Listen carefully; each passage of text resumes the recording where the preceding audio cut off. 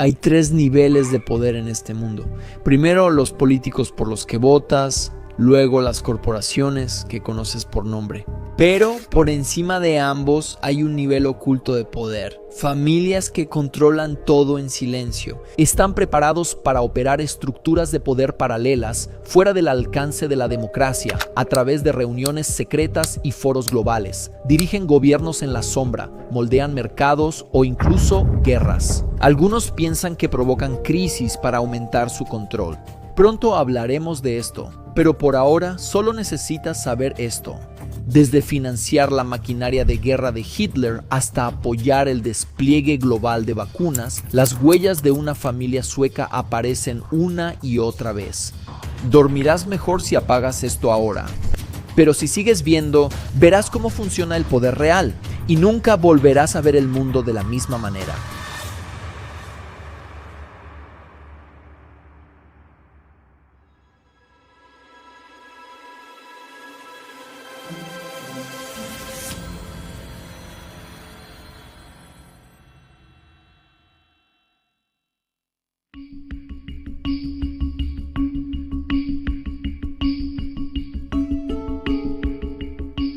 De estos autos descienden las figuras más poderosas, directores ejecutivos multinacionales, jefes de Estado, de inteligencia y multimillonarios tecnológicos que controlan la comunicación de miles de millones. El grupo Bilderberg reúne a los más influyentes de Europa y Norteamérica. Wall Street, inversionistas, magnates de negocios, políticos, la realeza, todos se reúnen y mantienen a los medios y a todos los demás fuera.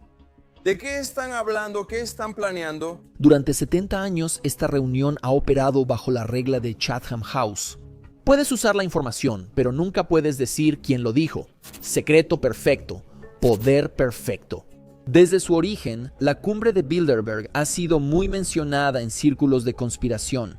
Hoy en día, Internet explota con teorías, élites reptilianas, cabales secretos, un solo gobierno mundial moviendo los hilos. La mayoría descarta esto como fantasía, pero donde hay humo, hay algo de fuego, y la verdad a veces puede estar más cerca de lo que crees. Decir que luchábamos por un gobierno mundial es exagerado, aunque no del todo injusto. No del todo injusto, viniendo de un hombre que ayudó a diseñar el sistema. Pero si observas este patrón de cerca, entenderás por qué existen estas teorías. Muy bien, aquí está la respuesta. Estaba en Europa y luego fui a Rusia. Vernon Jordan, amigo y héroe de los derechos civiles, me invitó a Bilderberg. Bill Clinton asistió a Bilderberg en 1991 y 2 años después fue presidente de Estados Unidos. Tony Blair asistió en 1993. Pregunta rápida. ¿No eres miembro del grupo Bilderberg? Sobre el grupo Bilderberg, sí, en realidad es un grupo muy útil. De hecho, recuerdo a un tipo en el fondo, en 1993. Es una gran manera para que personas de diferentes partes del mundo se reúnan. 4 años después, el primer ministro del Reino Unido, Barack Obama, asistió como senador y Hillary Clinton asistió varias veces como secretaria de Estado. Entonces, ¿todo esto es solo una coincidencia o la entrevista de trabajo más exclusiva del mundo? No lo sabremos con certeza, pero esto sí lo sabemos. Según agendas filtradas, la reunión de Madrid de 2024 se centró en la guerra con inteligencia artificial, monedas digitales y gestión de la población. El futuro de 8,000 millones de personas decidido por 150, ninguno elegido por ti. En el mundo aislado de Bilderberg, la mayoría de presidentes, primeros ministros y directores ejecutivos de tecnología son subordinados a una familia que ha estado aquí más tiempo que todos. Mientras otros van y vienen, los Wallenberg permanecen porque son los anfitriones, no invitados. Mientras que los presidentes estadounidenses sirven un máximo de 8 años, los Wallenberg han mantenido su asiento durante 7 décadas y representan un imperio. Desde las vacunas en tu brazo hasta las redes que transportan tus datos, pasando por las armas que defienden a tus aliados. 1 millón de empleados, 275,000 millones de dólares en activos controlados.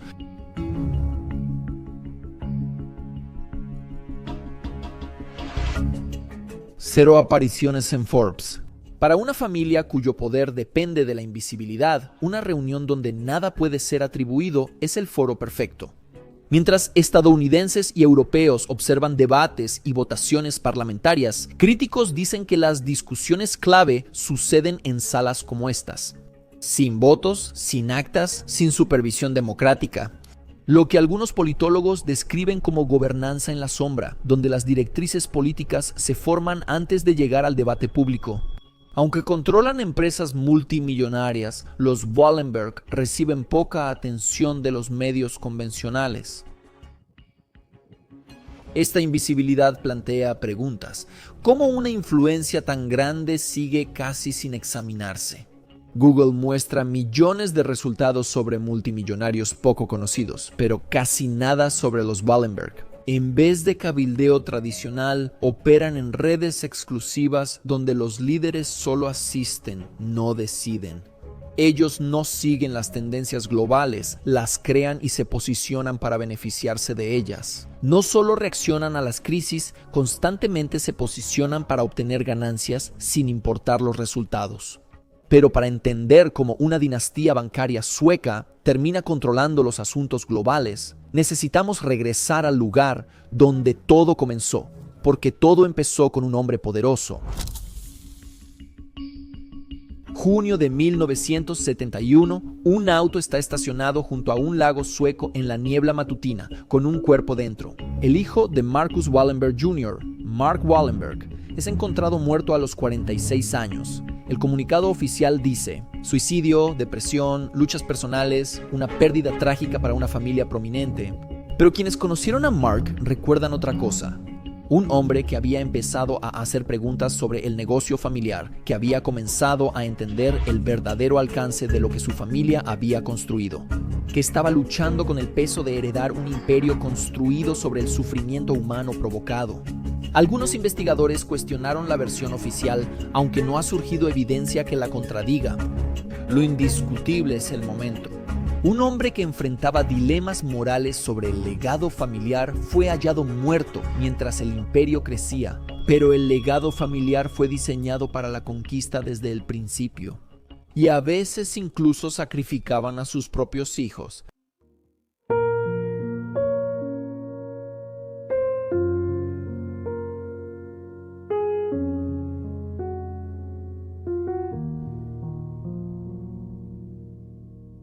André Oscar Wallenberg enfrenta al enemigo definitivo del que ni el hombre más poderoso puede escapar: la muerte. A diferencia de la mayoría, él no reflexiona sobre su vida en sus últimos momentos. Andrés solo piensa en el futuro. Él sabe que el legado Wallenberg, que pasó toda su vida construyendo, ahora debe pasar a sus hijos. Un legado que nunca debió llegar tan lejos. Pero ¿cómo llegamos hasta aquí? La historia comienza 70 años antes. Al crecer en la Suecia de principios del siglo XIX, André Oscar Wallenberg enfrenta severas limitaciones. La banca extranjera está dominada por casas alemanas y británicas. Las finanzas suecas son primitivas y enfocadas en la agricultura. Obligado a encontrar otra forma de sobrevivir, André recurre a la innovación bancaria moderna y rápidamente queda claro que no es un empresario común. De hecho, el enfoque de André hacia las finanzas es revolucionario para su época.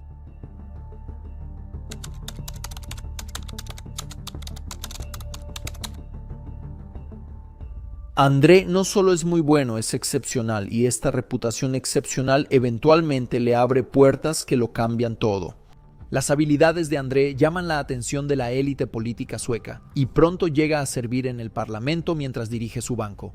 Este doble papel catapulta a André a una nueva liga, pero lo que realmente lo distingue de otros banqueros es su especialidad: sacar provecho de las crisis. A través de un posicionamiento estratégico durante las recesiones económicas, André ayuda a financiar la transformación de la infraestructura de Suecia. Este movimiento lleva a su esposa e hijos de clase media a la élite financiera sueca. Para 1870, la transformación es notable. André controlaba los ferrocarriles suecos, la producción de acero y el desarrollo industrial principal, pero para André Oscar Wallenberg eso no es suficiente. Él quiere más, mucho más. La riqueza es pasajera. Lo que él quiere es la inmortalidad, una dinastía que perdure más que naciones e imperios. Para lograr esa visión, necesita pensar en grande. Más allá de Suecia, los Wallenberg deben expandirse por Europa y para ejercer verdadera influencia, su sistema debe volverse global. En sus últimos momentos, en 1886, André transmite su riqueza y visión. Les habla a sus hijos de una misión simple pero clara.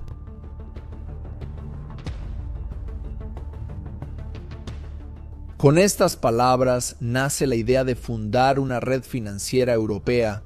No pudo haber imaginado el monstruo que creó. Su sueño haría de los Wallenberg una de las familias más poderosas de la historia y también una de las más controvertidas.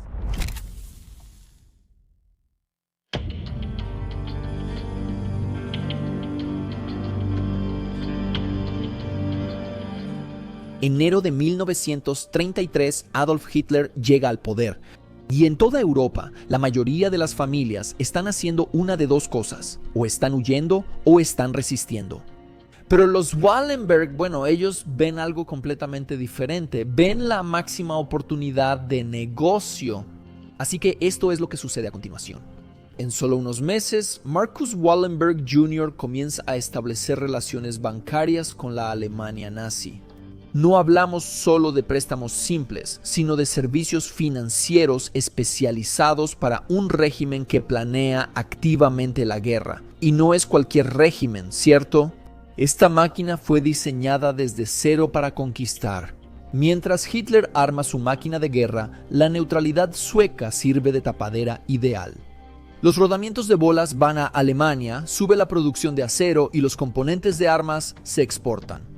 Básicamente, todo lo que la Wehrmacht necesita para funcionar está pasando por empresas suecas. Pero, ¿qué sucede después? Bueno, eso revela el verdadero alcance de esta colaboración y, sinceramente, es más oscuro de lo que podrías pensar. Estamos en 1942, el Holocausto ya tiene escala industrial. Y, según investigaciones oficiales sobre usura, los bancos Wallenberg están procesando bienes judíos robados, convirtiendo efectivamente el genocidio en ganancias trimestrales. Ahora, antes de que pienses que esto es solo especulación o teorías de conspiración, déjame ser claro, no son teorías descabelladas. Estas son acusaciones oficiales del Departamento del Tesoro de Estados Unidos. Pero espera un minuto. ¿Cómo es que una familia bancaria sueca termina convirtiéndose en la socia financiera de Hitler en primer lugar? Esa historia en realidad se remonta a décadas atrás. Tras la muerte de André Oskar en 1886, sus hijos se expandieron por Europa. Perfeccionaron su modelo de lucrar con crisis en la Primera Guerra Mundial, vendiendo a todos mientras Suecia seguía neutral.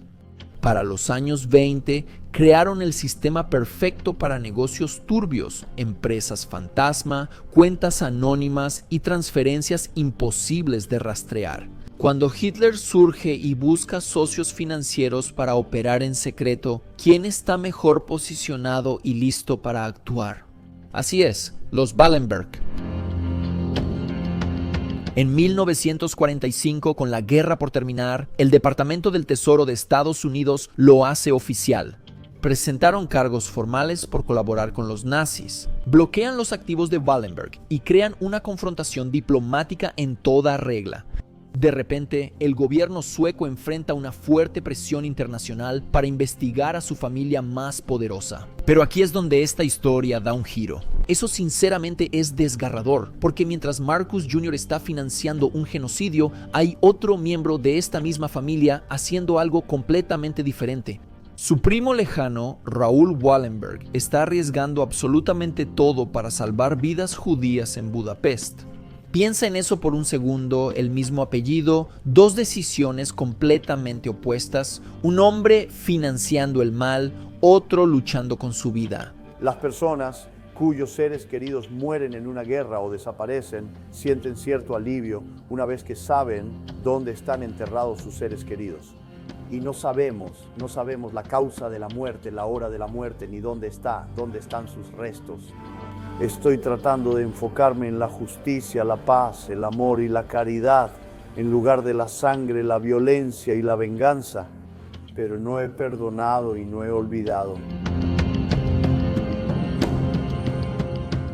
Y luego, en enero de 1945, sucede algo trágico. Raúl desaparece bajo custodia soviética y nunca regresa, así que el héroe se desvanece, pero los colaboradores sobreviven y prosperan. Y eso, desafortunadamente, es simplemente la matemática de cómo funciona el poder en este mundo. Cuando finalmente se completan las investigaciones de la posguerra, revelan todo el alcance de lo que sucedió. Se trata de millones en oro nazi procesado, activos judíos, robados lavados y ganancias del holocausto distribuidas. Pero aquí está lo que realmente te muestra cómo funciona el mundo. Para 1948, la política de la Guerra Fría empieza a imponerse sobre la justicia. Los activos se devuelven en silencio, las investigaciones se cierran en silencio. Y la lección se aprende muy bien. La lección es que este mal sistemático puede ser increíblemente rentable, siempre y cuando tengas las conexiones políticas adecuadas. Y esa lección guía a la familia hasta el día de hoy. Algunas personas argumentan que esto estableció el modelo para todo el lucro moderno en tiempos de crisis. Otros afirman que solo era el negocio habitual durante la guerra. El tema de la colaboración con los nazis fue solo el inicio. Lo que aprendieron sobre la ingeniería de crisis durante el genocidio estaban a punto de perfeccionarlo durante la siguiente gran oportunidad. La Guerra Fría. 50 años de conflicto orquestado, 2 superpotencias enfrentándose y una familia sueca posicionada para controlar ambos bandos.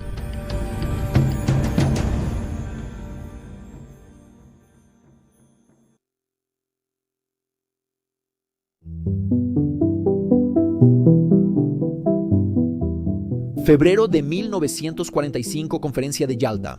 3 hombres se sientan alrededor de la mesa, dividiendo el mundo en esferas de influencia. Mientras la guerra contra Hitler aún continúa, Stalin quiere Europa del Este. Roosevelt quiere que se respeten los ideales democráticos. Churchill quiere preservar el Imperio Británico.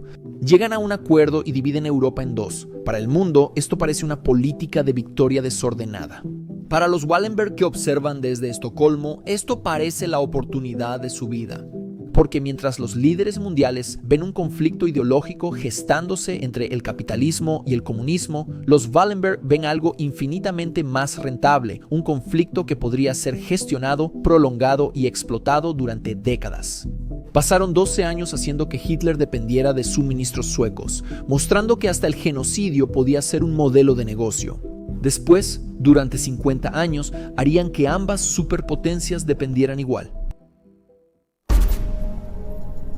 La situación es perfecta. 2 superpotencias con ideologías completamente opuestas.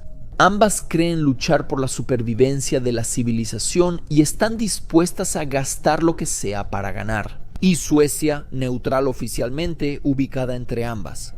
El intermediario ideal para una familia experta en vender a todos los bandos. Mientras líderes estadounidenses y soviéticos trazan líneas de batalla, los Wallenberg buscan ganancias y eliminan fronteras. Su estrategia es simple: financiar la expansión comunista y la resistencia occidental, provocando acciones que exigen más fondos de ambos lados. La neutralidad sueca no es solo una postura política, es una estrategia de negocios que brinda la cobertura perfecta para lo que algunos investigadores llaman el mayor esquema de lucro a doble banda en la historia.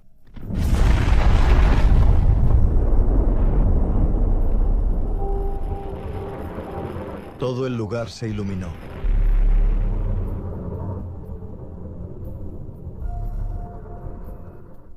Comienza la era atómica y de repente ambas superpotencias quedan atrapadas en una carrera existencial por la supremacía nuclear. Quien consiga la bomba primero lo gana todo. Quien se quede atrás enfrenta la aniquilación. Pero ¿qué pasa si ninguno de los dos gana? ¿Y si quedan atrapados en una competencia constante, gastando billones en armas que nunca usarán? Los documentos sugieren que las compañías mineras Wallenberg suministraron uranio tanto a los programas nucleares estadounidenses como soviéticos, usando el estatus neutral de Suecia para exportar legalmente materiales que se convertirían en armas de destrucción masiva a ambos lados del telón de acero. Los analistas financieros notan el patrón. Cada avance nuclear estadounidense era igualado por un avance soviético en cuestión de meses, manteniendo a ambos lados atrapados en lo que llamaban destrucción mutua asegurada, pero que los Wallenberg llamaban dependencia mutua asegurada. Junio de 1948, el secretario de Estado Jorge Marshall anuncia el programa de reconstrucción más ambicioso de la historia. Miles de millones de dólares estadounidenses para reconstruir la Europa devastada por la guerra y detener la expansión del comunismo. Se le presenta al público estadounidense como caridad y estrategia, pero los registros financieros revelan algo más calculado. Las empresas Wallenberg dominaron los contratos de reconstrucción en Europa Occidental y al mismo tiempo expandieron operaciones en la esfera soviética. No solo están obteniendo ganancias del dinero del Plan Marshall, la evidencia sugiere que ayudaron a estructurar el propio plan para requerir la capacidad industrial sueca. Contribuyentes de Estados Unidos financian la reconstrucción europea. Pero ese dinero fluye a través de empresas que hacen que ambos bandos dependan de la tecnología de Wallenberg, creando una influencia económica que trasciende cualquier ideología política. Gestionar un conflicto de 50 años requiere inteligencia de ambos bandos, y algunos historiadores argumentan que los Wallenberg construyeron precisamente eso. Una red de agentes con acceso tanto a operaciones de la CIA como de la KGB. No para favorecer a un bando, sino para controlar la intensidad del conflicto. El objetivo no es que gane ninguna superpotencia. El objetivo es mantener el equilibrio y evitar que un bando gane o pierda demasiado rápido, porque la guerra más rentable es la que nunca termina. El verdadero mecanismo de control no son las armas ni el dinero, sino la información. En la Guerra Fría, quien domina la infraestructura de comunicaciones controla el flujo de inteligencia. Los sistemas de telecomunicaciones de Ericsson se despliegan tanto en los centros de mando de la OTAN como en las instalaciones militares del Pacto de Varsovia.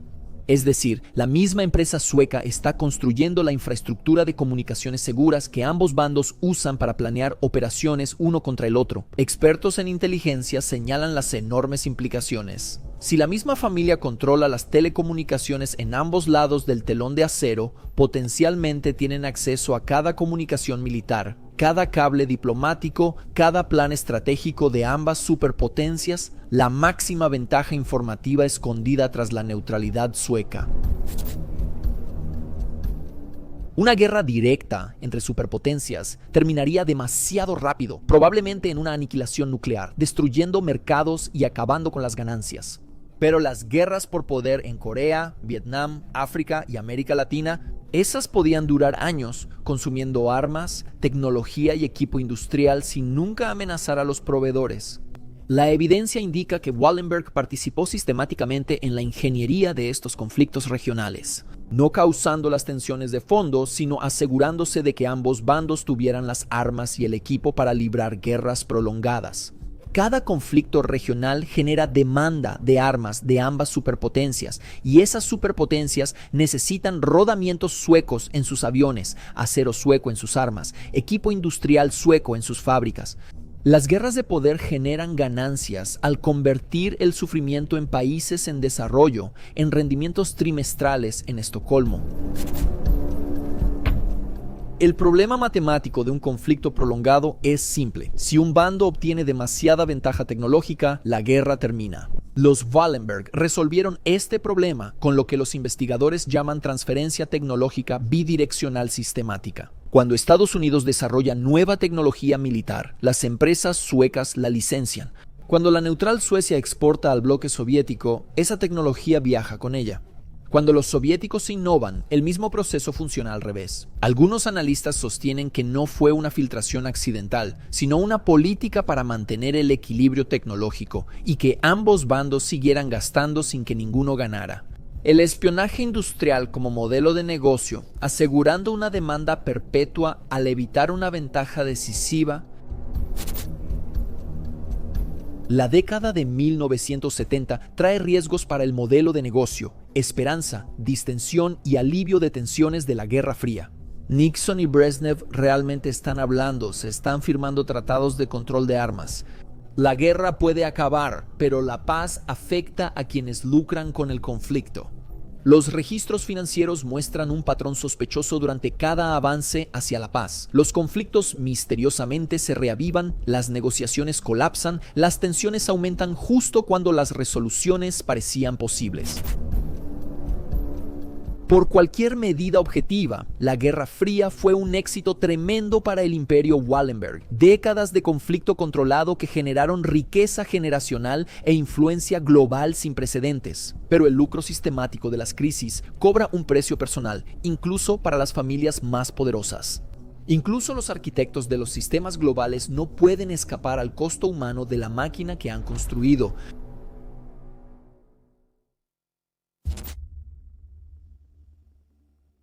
Cada vez que la distensión gana impulso, surge una nueva crisis. Angola estalla en guerra. Justo cuando el control de armas avanza, la invasión soviética a Afganistán acaba con el Tratado SALT II. Algunos investigadores creen que no fue coincidencia, sino interrupciones planeadas para evitar que la paz acabara con las ganancias. A mediados de los años 80, la Unión Soviética está muriendo. La economía centralizada no compite con la innovación occidental y la carrera armamentista los lleva a la bancarrota. El colapso es inevitable. La mayoría de los analistas occidentales no ven las señales, pero los Wallenberg sí. Los registros financieros muestran que sus empresas comenzaron a desinvertir en inversiones del bloque soviético años antes del colapso, reubicando activos hacia oportunidades de privatización en Europa del Este. ¿Cómo lo supieron? Algunos analistas sugieren que no es cuestión de inteligencia, sino de dependencia. Ellos controlaban el suministro y veían cómo la economía soviética sufría por falta de componentes críticos. Previeron el colapso porque lo causaban silenciosamente, restringiendo las transferencias de tecnología que mantenían competitivos a los soviéticos. La caída del comunismo no fue una sorpresa para ellos, fue una oportunidad de negocio para la que habían pasado años preparándose para explotar. Noviembre de 1989, cae el muro de Berlín y las multitudes celebran el fin de la tiranía. Diciembre de 1991, la Unión Soviética se disuelve y el mundo celebra la victoria de la democracia. 50 años de Guerra Fría, billones gastados en armas que nunca se usaron, millones de muertos en guerras indirectas en Asia, África y América Latina. La mayor lucha ideológica de la humanidad terminó. Durante ese tiempo, el Imperio Wallenberg creció cerca de 2000%. Analistas estiman que la familia ganó cientos de miles de millones en 5 décadas de conflicto gestionado, demostrando que la guerra más rentable es la que nunca termina del todo, pero tampoco destruye por completo tus mercados. Habían perfeccionado el modelo que su abuelo inició: crear dependencia, provocar crisis y obtener ganancias del caos. La Guerra Fría fue su obra maestra. Con el fin de la Guerra Fría, los Wallenberg enfrentaron su mayor desafío: la paz. Sin conflicto no hay crisis, sin crisis no hay ganancias, pero ellos ya habían planeado para esto. Mientras gestionaban la Guerra Fría, ya señalaban al próximo enemigo, aún mejor que el comunismo, pues nunca puede rendirse, negociar ni ser derrotado. 10 años tras la Guerra Fría lo logran. Un enemigo que vive en las sombras, que puede estar en cualquier lugar y en todas partes, que justifica la vigilancia total y la movilización militar permanente. La guerra contra el terrorismo. Y esta vez, el campo de batalla no es Europa del Este ni el sudeste asiático, es en todas partes. Cada teléfono, cada computadora, cada transacción digital, cada comunicación humana. Luchar contra un enemigo invisible implica vigilar siempre a todos. ¿Y los Wallenberg? Ellos construyeron la infraestructura de vigilancia que lo hace posible. Ericsson Telecomunicaciones, sistemas de monitoreo digital, la tecnología del control total, vendida como herramientas de seguridad. Durante 50 años perfeccionaron la ingeniería de crisis mediante conflictos militares. Ahora buscan algo más ambicioso: vigilancia total motivada por el miedo constante. La Guerra Fría fue la práctica, la guerra contra el terror es la obra maestra. Y esta vez, la dependencia que están creando no es solo económica, es digital, permanente y total. 11 de septiembre de 2001, el mundo cambia para siempre. Casi 3.000 personas muertas, una nación traumatizada y, en cuestión de horas, se declara una nueva guerra. esta guerra es distinta a todas las anteriores. No existe un Estado-nación que vencer, ni capital que tomar, ni armisticio que firmar. Esta guerra contra el terrorismo enfrenta a un enemigo que puede estar en cualquier lugar, nunca se rinde y justifica la acción militar indefinida. Para muchos, esto significa miedo e incertidumbre, pero para quienes pueden aprovechar la infraestructura de seguridad, el patrón indica una oportunidad significativa. Porque si la Guerra Fría le enseñó algo a los Wallenberg es esto: el enemigo más rentable es el que puedes combatir eternamente sin vencerlo. Esto diferencia a esta guerra. La Guerra Fría requería tanques y misiles. La guerra contra el terrorismo necesita algo completamente diferente: información, datos, vigilancia. Para combatir a un enemigo que puede ser cualquiera y estar en cualquier lugar, debes vigilar a todos siempre. ¿Y quién construye la infraestructura que hace posible la vigilancia total? Bueno, hay una empresa en particular que destaca: Ericsson, el gigante sueco de las telecomunicaciones y una de las joyas de la corona del imperio Wallenberg. En la década posterior al 11 de septiembre, los contratos gubernamentales y de defensa de Ericsson se disparan. Están creando la infraestructura de telecomunicaciones para la OTAN, el ejército de Estados Unidos y agencias de inteligencia del mundo occidental. La versión oficial: proteger a los ciudadanos del terrorismo. La realidad: crear la red de vigilancia más completa en la historia de la humanidad. Así es como funciona. Cada llamada telefónica, cada mensaje de texto, cada búsqueda en Internet, todo pasa por la infraestructura de telecomunicaciones, y si controlas esa infraestructura, controlas la información. Pero las telecomunicaciones tradicionales fueron solo el comienzo. La verdadera transformación llega con el 5G. El 5G no es solo Internet más rápido, es la base de lo que algunos llaman el Internet de las cosas. Tu auto, tu casa, tus dispositivos médicos, tus transacciones financieras, todo conectado, todo transmitiendo datos todo el tiempo. Y Ericsson es uno de los mayores proveedores de infraestructura de 5G en el mundo. Ahora no solo construyen redes para llamadas, sino el sistema nervioso de una sociedad totalmente conectada y monitoreada. Los críticos señalan un patrón inquietante. La familia que se benefició manteniendo el equilibrio en la Guerra Fría durante 50 años ahora controla la infraestructura clave de los sistemas de vigilancia occidentales.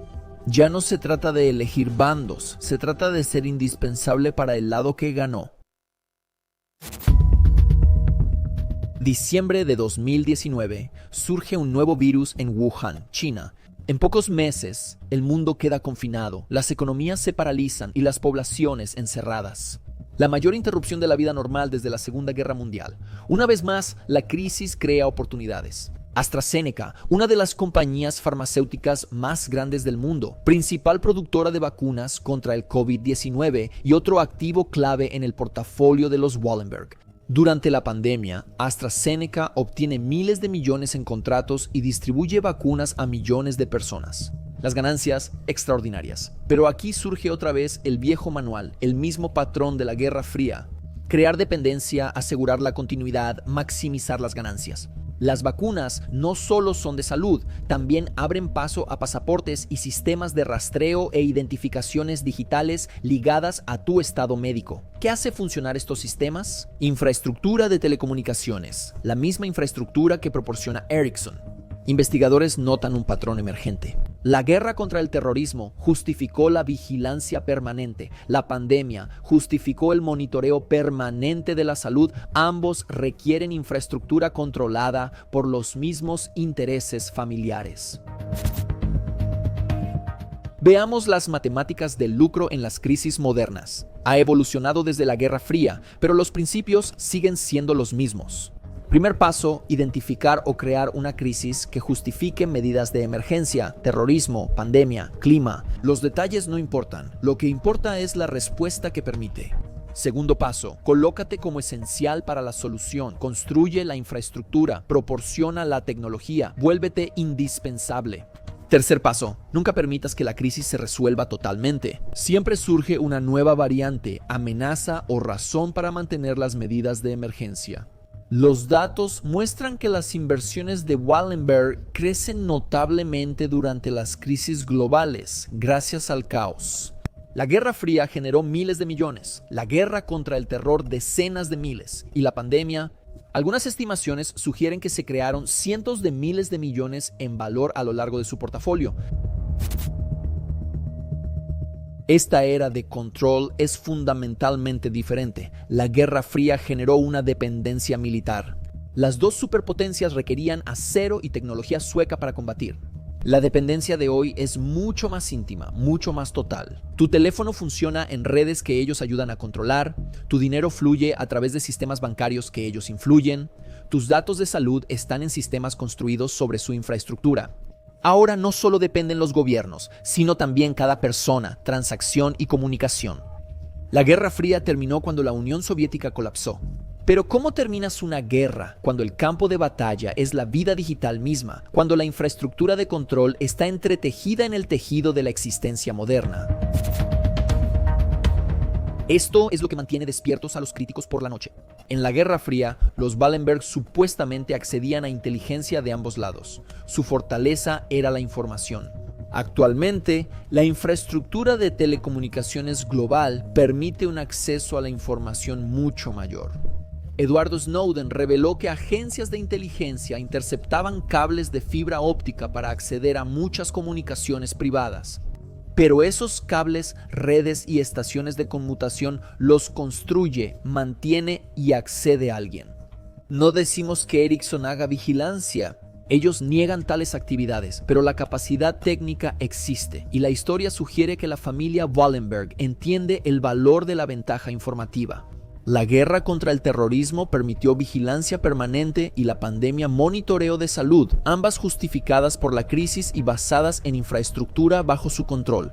Pero para entender qué tan profundo llega esto realmente, necesitamos ver todo el alcance del imperio moderno de los Wallenberg. Las telecomunicaciones y los productos farmacéuticos son solo el inicio. El verdadero poder está en cómo encajan estas piezas. Un sistema tan integrado, tan esencial para la vida moderna que se vuelve imposible imaginar que el mundo funcione sin él. Bienvenido al imperio Wallenberg del siglo XXI.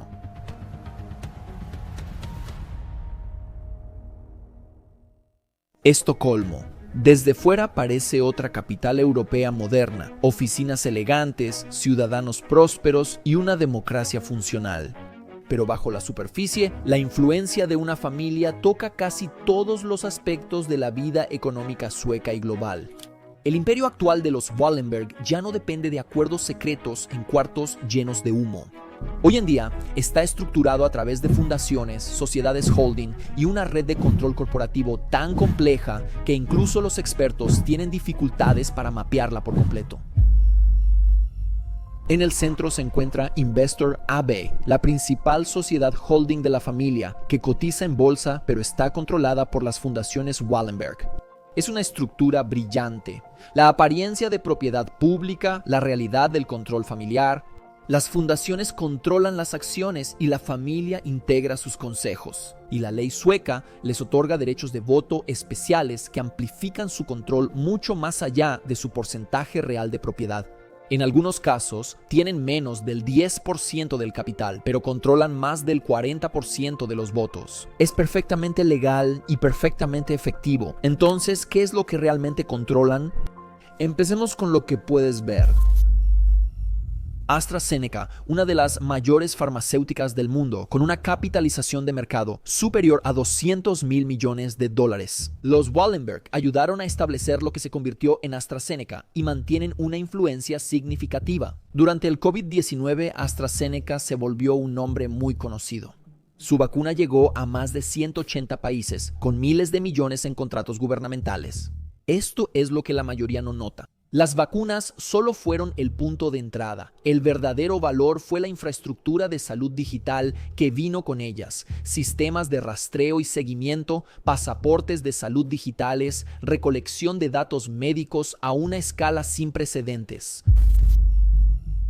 Luego está Ericsson. Ya hablamos de su liderazgo en 5G, pero su alcance es aún mayor. No solo construyen torres de telefonía celular, también proveen soluciones de red de extremo a extremo para más de 1000 redes en 180 países.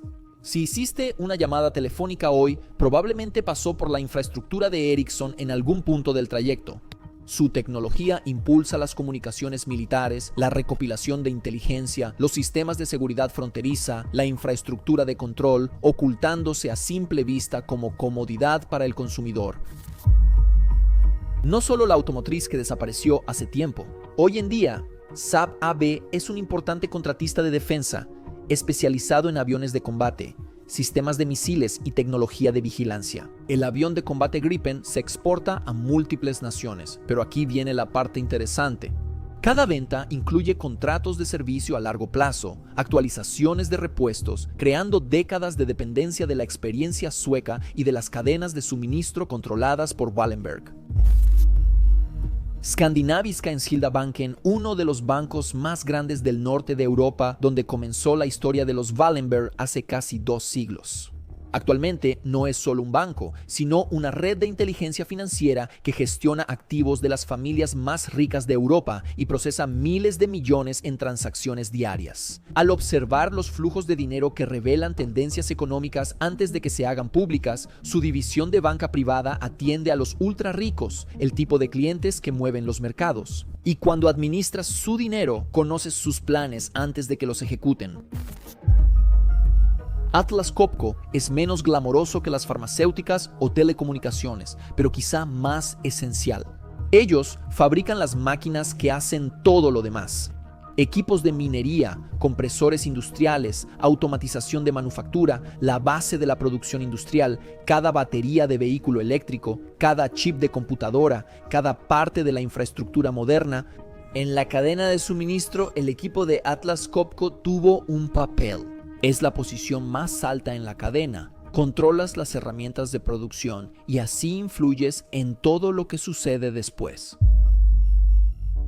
Aquí es donde se pone interesante. Estas no son solo empresas separadas, están diseñadas para trabajar juntas y reforzar el poder de cada una. Ericsson desarrolla infraestructura de telecomunicaciones. Esa infraestructura transporta datos de salud para los sistemas digitales de AstraZeneca. Skandinaviska Enskilda Banken financia la compra de equipos de Atlas Copco. SAAB brinda seguridad a instalaciones críticas. Analistas lo llaman el sistema de esferas. Diferentes miembros de la familia supervisan distintos sectores, pero todos apoyan el mismo objetivo central: mantener y expandir la influencia Wallenberg. Jacob Wallenberg forma parte del Consejo de Investor AB. Su primo preside el consejo de la fundación. Otro miembro de la familia influye en la estrategia de Skandinaviska Enskilda Banken. Parece distribuido, pero en realidad es muy coordinado. Regresemos al COVID-19 por un momento, porque lo que parecía una crisis de salud pública también fue la prueba de estrés perfecta para el sistema moderno Wallenberg. Marzo de 2020 comienzan los confinamientos y AstraZeneca inicia el desarrollo de la vacuna.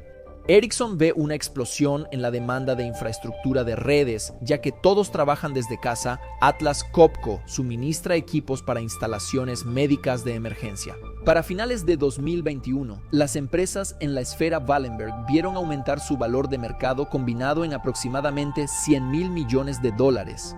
¿Coincidencia o el resultado de un portafolio específicamente diseñado para beneficiarse de exactamente este tipo de crisis? Pero el verdadero cambio no fue solo la ganancia, fue la aceleración. El COVID-19 comprimió 10 años de transformación digital en solo 10 meses. Trabajo remoto, pagos digitales, telemedicina, educación en línea, rastreo de contactos, todo requiriendo infraestructura que el imperio Wallenberg ayuda a proporcionar. La pandemia no generó nuevas dependencias, solo visibilizó y consolidó las ya existentes. Enero de 2024, Davos, Suiza, la reunión anual del Foro Económico Mundial. Entre los asistentes, Marcus Wallenberg, representando los intereses de la familia, codeándose con jefes de Estado, directores ejecutivos de tecnología y banqueros centrales. El Foro Económico Mundial a menudo se descarta como solo un evento de networking para la élite global, pero observa más de cerca lo que realmente sucede allí. Klaus Schwab, fundador del Foro Económico Mundial, aborda el capitalismo de partes interesadas y el gran reinicio, conceptos que parecen abstractos hasta comprender su significado práctico. Asociaciones público-privadas, influencia corporativa en políticas gubernamentales y la mezcla entre poder estatal e intereses empresariales.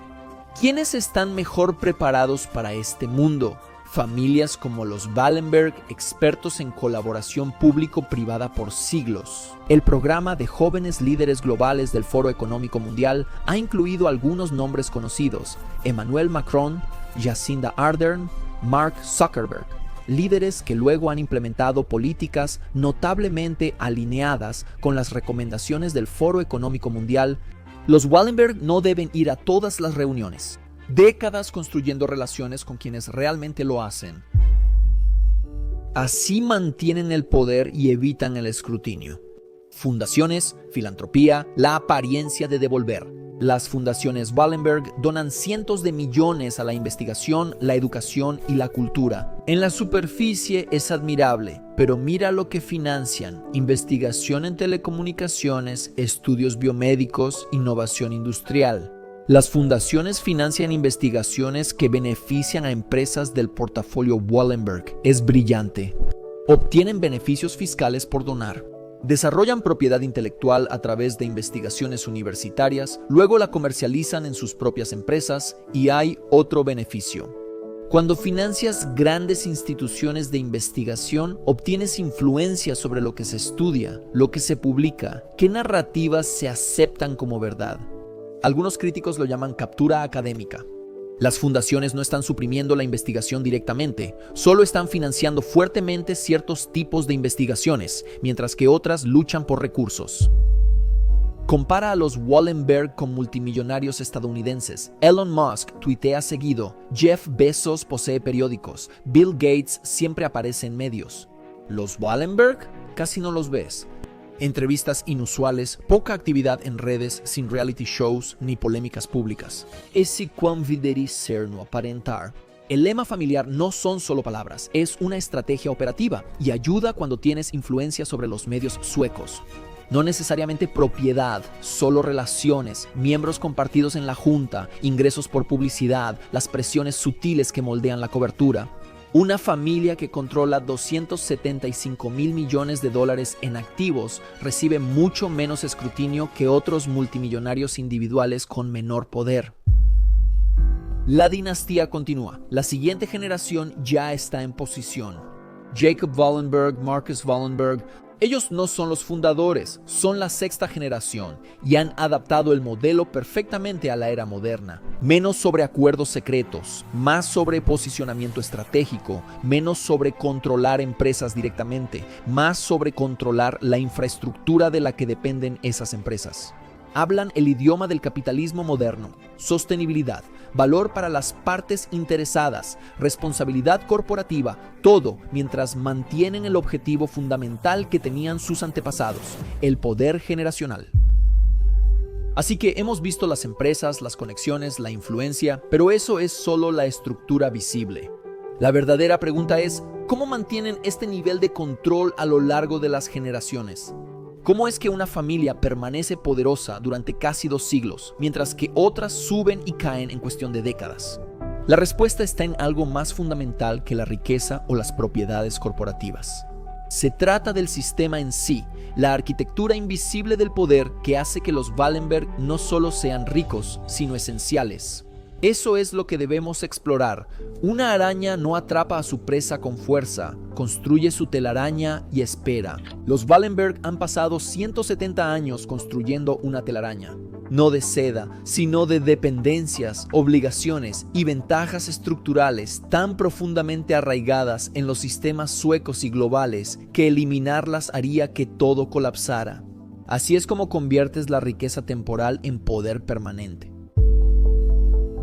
En Suecia las llaman esferas de influencia. Familias controlan sectores económicos distintos. Los Wallenberg solo controlan los más importantes. Pero va más allá de simplemente ser dueños de empresas. Se trata de verdaderos efectos de red, de ser el nodo que conecta todo lo demás. En las juntas directivas suecas, los mismos nombres se repiten constantemente. No siempre son miembros directos de la familia Wallenberg, pero sí personas que surgieron en empresas de Wallenberg y que deben sus puestos al apoyo de Wallenberg. Un joven ejecutivo inicia en Investor AB, destaca, es transferido a una empresa de la cartera, luego a la junta directiva de otra y eventualmente podría llegar a un cargo en el gobierno. En cada paso entienden dónde está su lealtad. No se dice explícitamente, solo se entiende. Suecia es una democracia con elecciones libres y transferencias pacíficas de poder, pero algunos críticos cuestionan quién gobierna realmente. Mira el liderazgo político sueco en los últimos 50 años. Primeros ministros, ministros de finanzas y gobernadores del Banco Central. Un número inusual ha trabajado para empresas de Wallenberg o tiene conexiones familiares cercanas con esa esfera. El patrón es sutil pero consistente. Los políticos cumplen sus mandatos y luego toman puestos lucrativos en empresas afiliadas a Wallenberg, o ejecutivos de esa esfera pasan al gobierno y después regresan a puestos más altos. No es corrupción en el sentido tradicional, no hay sobornos ni un quid pro quo explícito, solo un entendimiento compartido de cómo funciona el sistema. Y mira la política sueca a lo largo de las décadas: regulaciones bancarias que favorecen a los jugadores existentes, políticas de telecomunicaciones que benefician a Ericsson, contratos de defensa que van a Saab. Cada decisión puede justificarse individualmente.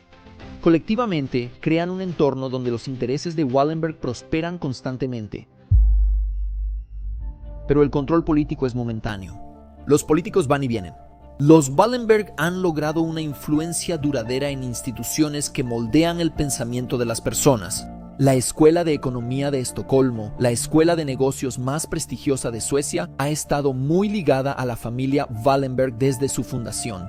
Ahí estudian futuros líderes empresariales, políticos y banqueros centrales suecos, y lo que aprenden moldea su visión del mundo. No es propaganda burda, solo una visión particular de cómo deben funcionar las economías, el papel adecuado de la empresa privada, la importancia de las instituciones establecidas, el valor de la estabilidad sobre la disrupción.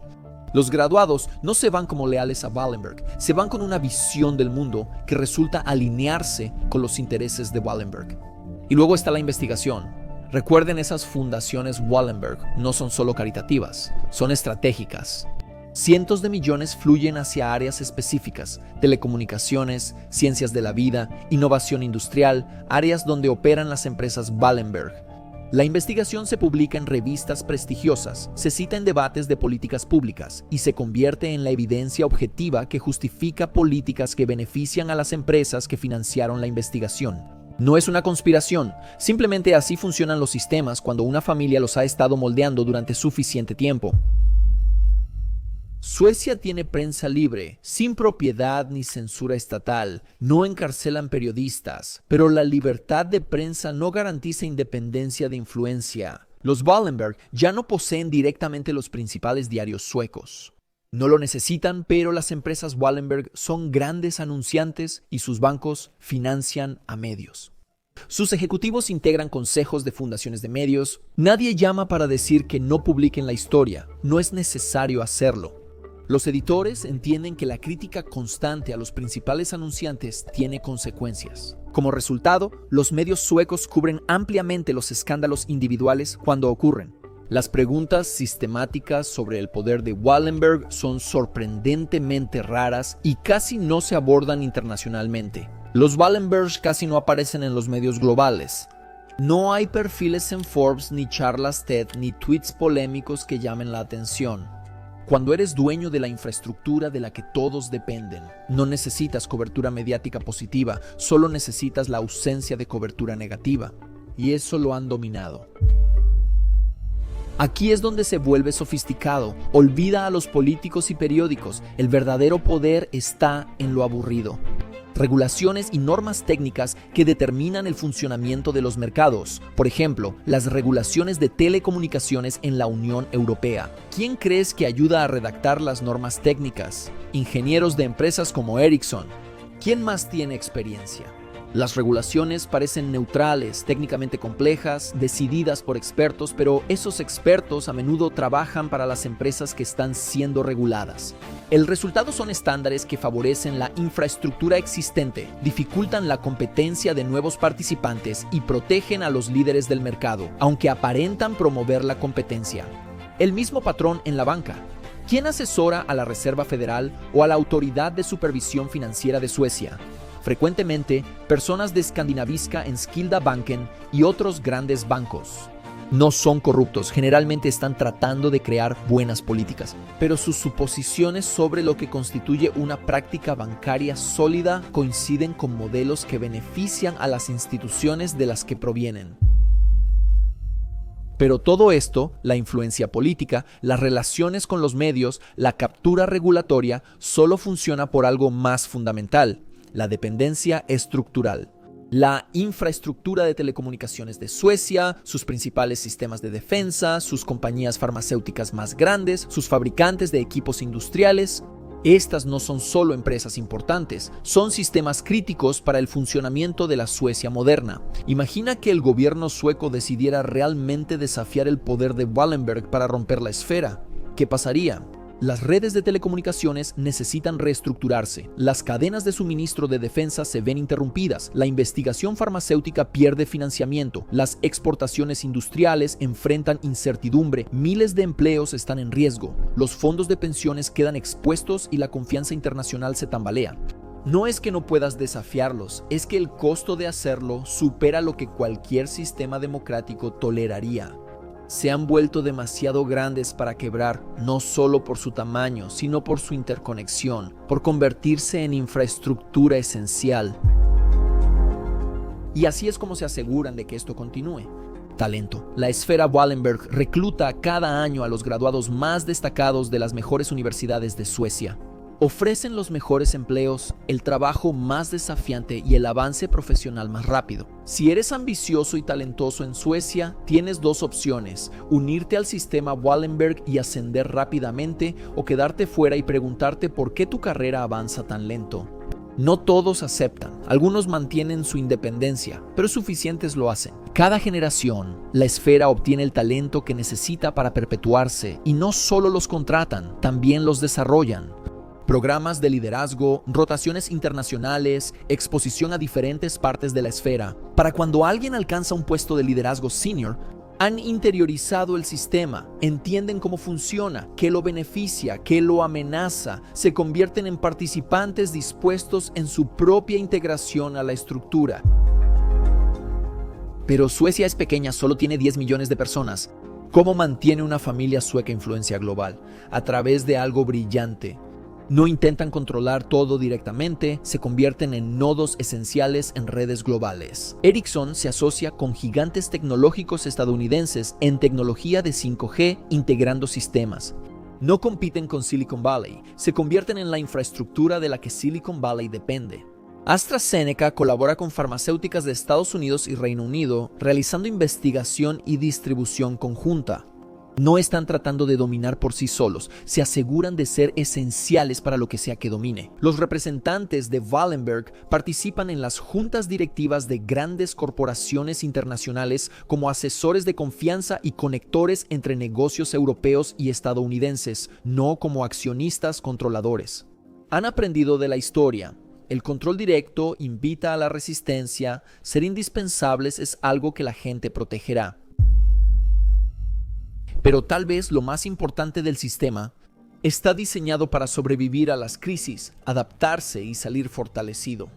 En cada gran crisis del siglo pasado, los Wallenberg han salido con más poder, no menos. Primera Guerra Mundial, suministraron a todos los bandos. Segunda Guerra Mundial, colaboración con los nazis, seguida de una rehabilitación silenciosa. Guerra Fría, se posicionaron entre ambas superpotencias. Crisis financiera de 2008. Sus bancos necesitaron menos apoyo de rescate que otros. COVID-19, perfectamente posicionados para la transformación digital. No es suerte, es diseño de sistemas. Mantienen inversiones diversificadas en varios sectores. Si una industria tiene dificultades, otras compensan. Evadir la política directa les permite mantener su posición pese a cambios de gobierno. Y lo más importante, ahora son útiles para quien tenga el poder. Tanto gobiernos democráticos como autocráticos requieren infraestructura. El sistema político no importa, lo que importa es la dependencia. La mayoría de las familias adineradas pierden su fortuna en 3 generaciones. Los Wallenberg están en la 7ª generación y son más fuertes que nunca. ¿Cómo? Primero, separan la familia de los negocios. Los miembros de la familia no obtienen automáticamente puestos ejecutivos. Deben demostrar su valía, usualmente fuera de la familia, y al lograrlo, los ubican estratégicamente. Diferentes miembros de la familia en diferentes sectores, coordinados pero no concentrados. Si uno falla, el sistema continúa y ellos piensan en generaciones, no en trimestres. Inversiones que no darán frutos en 20 años, relaciones que no importarán hasta la próxima crisis. Paciencia que viene de saber que tu familia tiene siglos, no solo tu carrera.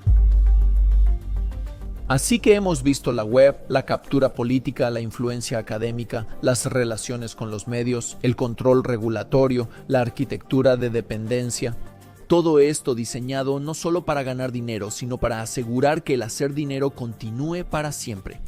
Pero hay una pregunta más. ¿A dónde va todo esto? ¿Cómo se ve el futuro cuando una familia ha pasado 170 años perfeccionando el arte de lucrar con las crisis y el control estructural? Porque si crees que lo que han construido hasta ahora es impresionante, espera a ver para qué se están preparando ahora. El juego final definitivo, y si alguien podrá detenerlo. Imagina un mundo donde todas las transacciones son digitales, cada comunicación monitoreada, cada movimiento rastreado y decisiones influenciadas por algoritmos de unas pocas empresas. Para muchos, esto suena a ciencia ficción distópica. Para los Wallenberg, es su plan de negocios. La pandemia aceleró tendencias que ya estaban en marcha, el efectivo desapareciendo, los pagos digitales convirtiéndose en la norma, los documentos físicos reemplazados por identificaciones digitales. Y ahora los bancos centrales de todo el mundo están desarrollando sus propias monedas digitales, no criptomonedas como Bitcoin. Dinero digital controlado por el gobierno. Cada transacción rastreable, cada cuenta controlable. ¿Quién construye la infraestructura para esto? Empresas como las de Wallenberg, sistemas bancarios, redes de telecomunicaciones y protocolos de seguridad no impulsan directamente las monedas digitales. Solo se están asegurando de que cuando suceda y sucederá, la infraestructura pase por sistemas que ellos influyen. Reflexiona sobre el control que esto da. En una sociedad con efectivo no rastreas todo, pero con moneda digital sí puedes. El proveedor de infraestructura ve todo, lo sabe todo, no solo lo que compras, sino también patrones, conexiones sociales basadas en los flujos de pago, afiliaciones políticas reveladas por donaciones, estado de salud inferido por compras médicas. La Guerra Fría les dio ventaja informativa a través de las telecomunicaciones. La era de la moneda digital les da información sobre el comportamiento humano a un nivel de detalle que nunca antes había sido posible. Pero las monedas digitales son solo el principio. La verdadera transformación es la inteligencia artificial. Las fundaciones Wallenberg están invirtiendo miles de millones en investigación de inteligencia artificial, no en las cosas orientadas al consumidor de las que escuchas hablar. Las aplicaciones industriales, la inteligencia de infraestructura, inteligencia artificial que optimiza redes de telecomunicaciones, que predice fallas de equipos en la manufactura, que procesa datos médicos para la investigación farmacéutica, que analiza transacciones financieras para la banca. Nota el patrón. Cada app de inteligencia artificial refuerza las inversiones de Wallenberg, haciéndolas más eficientes, esenciales y difíciles de reemplazar. Esto es lo que preocupa a algunos investigadores. Los sistemas de inteligencia artificial requieren grandes cantidades de datos de entrenamiento. ¿De dónde son esos datos? Redes de telecomunicaciones que Ericsson ayuda a operar, registros médicos que procesan los sistemas de AstraZeneca, transacciones financieras que fluyen a través de Skandinaviska en Skildabanken, operaciones industriales monitoreadas por el equipo de Atlas Copco. No solo están construyendo inteligencia artificial, también controlan los datos con los que se entrena. Y quien controla los datos de entrenamiento, controla lo que la inteligencia artificial aprende, para qué se optimiza y a quién sirve. El cambio climático es la nueva crisis global y este patrón ya lo hemos visto. Las crisis generan oportunidades, sobre todo para quienes pueden beneficiarse de la solución. La esfera Wallenberg tiene inversiones significativas en tecnología verde, infraestructura de energía eólica, componentes para vehículos eléctricos, sistemas de captura de carbono y observa las políticas climáticas que se están proponiendo en todo el mundo. Créditos de carbono, mandatos de infraestructura verde, requisitos para vehículos eléctricos, cada uno creando demanda para tecnologías que las empresas Wallenberg proveen. Algunos ambientalistas lo celebran, pues los intereses corporativos coinciden con la necesidad ambiental, aunque los críticos advierten algo incómodo. Las políticas climáticas que se están impulsando con más fuerza no son necesariamente las más efectivas desde el punto de vista ambiental. Son las que requieren más infraestructura, más transformación industrial, más dependencia de nuevos sistemas. Las soluciones simples consumen menos, son locales y reducen la complejidad. Esas no requieren mucha infraestructura, no crean dependencia y no generan ganancias, pero las soluciones tecnológicas complejas, las redes inteligentes, la captura de carbono, las instalaciones masivas de energías renovables, esas necesitan equipo, necesitan financiamiento, necesitan telecomunicaciones para gestionarlas, necesitan todo lo que proporciona el miedo de Wallenberg. La Guerra Fría se trataba de gestionar el conflicto. La crisis climática se trata de gestionar la salvación, y en ambos casos, los Wallenberg se posicionan como indispensables para la solución. Pero quizás su apuesta más ambiciosa es por algo aún más fundamental, la biología humana misma. AstraZeneca ya no solo fabrica vacunas, ahora están a la vanguardia de la medicina genética, la terapia génica y la medicina personalizada basada en perfiles genéticos individuales. Y las fundaciones Wallenberg financian investigaciones sobre la extensión de la vida, el mejoramiento cognitivo y la fusión de la biología humana con la tecnología. Para la mayoría de las personas, esto suena como progreso, curar enfermedades, extender la vida saludable. ¿Quién podría oponerse a eso? Pero considera las implicaciones. En un mundo donde tu salud depende de terapias genéticas patentadas, no solo dependes de las compañías farmacéuticas para el tratamiento, dependes de ellas para la vida misma. En un mundo donde la mejora cognitiva se vuelve normal, quienes no tienen acceso se quedan atrás, creando una brecha biológica reforzada por la desigualdad económica.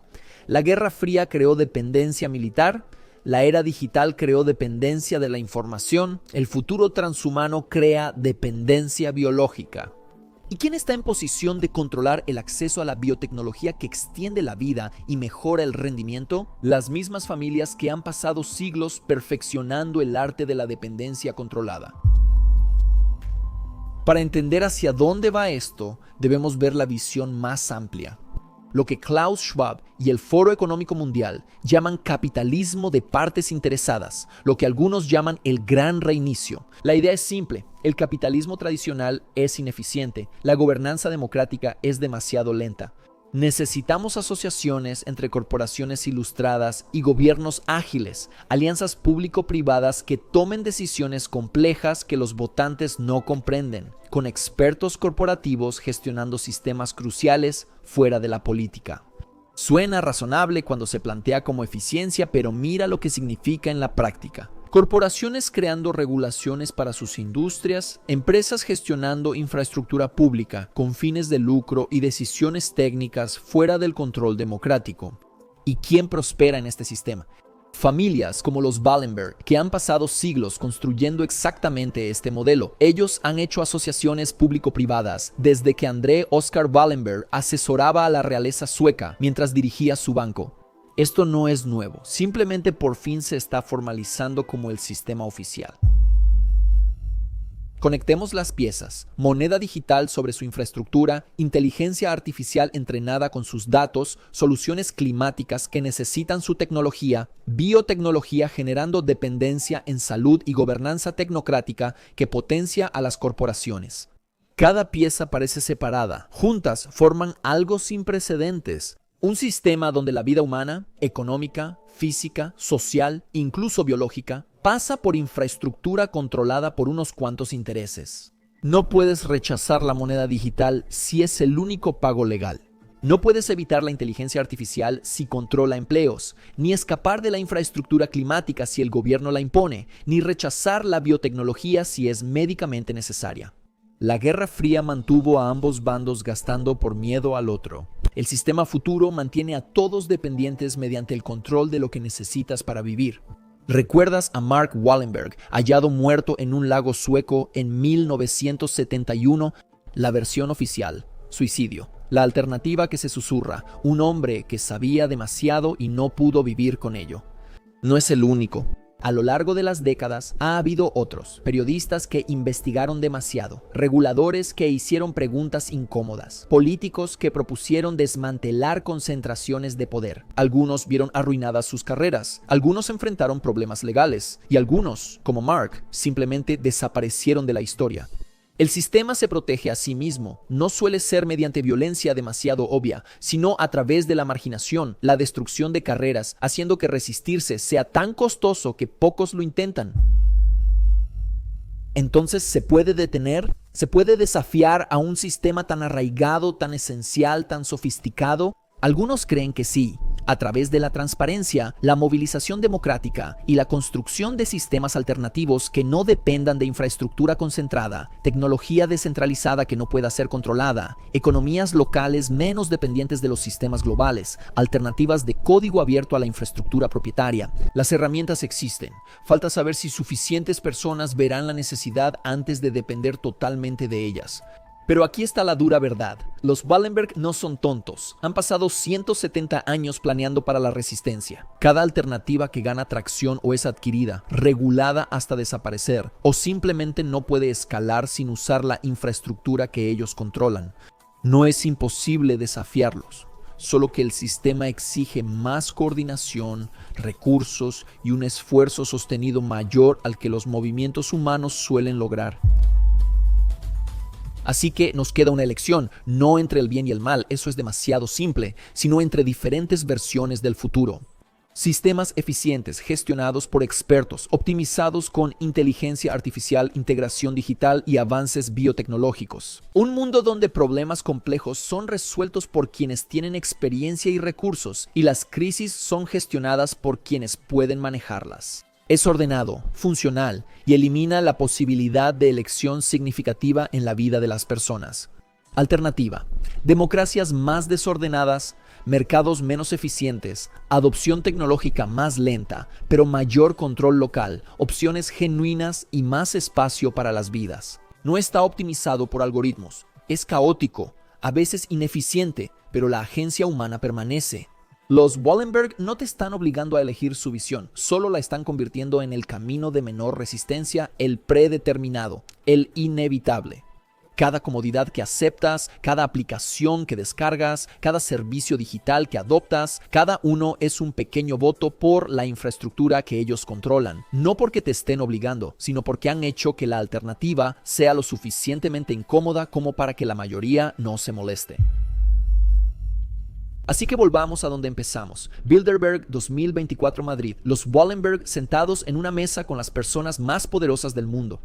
Pero ahora entiendes que no están aquí para recibir instrucciones, están ahí porque controlan la infraestructura. Todos los demás dependen de su abuelo, quien vio una oportunidad en sacar provecho de las crisis, colaborando con los nazis, equilibrando durante la Guerra Fría, durante la guerra contra el terrorismo y durante la pandemia. Cada generación perfecciona el modelo, crear dependencia, provocar crisis, beneficiarse de la solución y volverse esencial. Algunos consideran a los Wallenberg una familia exitosa por su inteligencia y adaptación. Otros los ven como explotadores del sufrimiento humano. La evidencia respalda ambas interpretaciones. Ellos financiaron, impulsaron la industria sueca, crearon empleos y apoyaron la innovación. Esas cosas son ciertas. También se beneficiaron del genocidio y mantuvieron el conflicto por ganancias. Crearon sistemas de dependencia que limitan la libertad. Eso también es cierto. La pregunta no es si los hechos son correctos. La pregunta es, ¿qué haces con la información? En este momento, alguien en Nueva York está haciendo una llamada telefónica en una red de Ericsson, alguien en Londres está tomando medicina desarrollada por AstraZeneca, alguien en Berlín está usando equipo fabricado por Atlas Copco. Desconocen el nombre Wallenberg y el sistema, pero forman parte de él como todos nosotros. Los Wallenberg crearon su imperio con una apuesta simple. La mayoría no mirará de cerca, no hará preguntas difíciles ni se organizará lo suficiente para desafiar las estructuras de las que dependen. Durante 170 años esa apuesta les ha funcionado. Si sigue así, depende de ti.